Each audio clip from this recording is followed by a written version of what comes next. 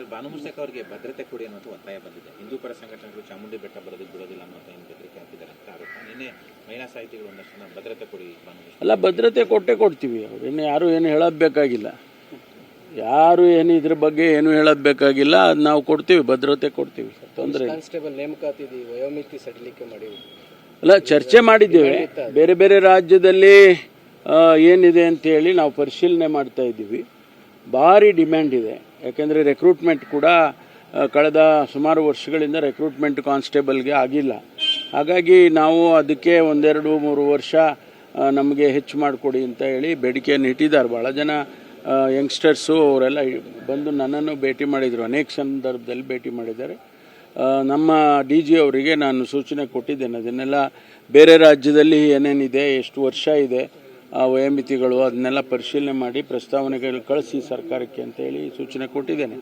ಬಂದ ಮೇಲೆ ಅದನ್ನು ಕ್ರಮ ತಗೊಳ್ತೀವಿ. ಅದು ಇದೆಯಲ್ಲ, already there is a provision, ಆರ್ಡ್ರೇ ಇದೆ, ಗೌರ್ಮೆಂಟ್ ಆರ್ಡ್ರ್ ಇದೆ. Thank you.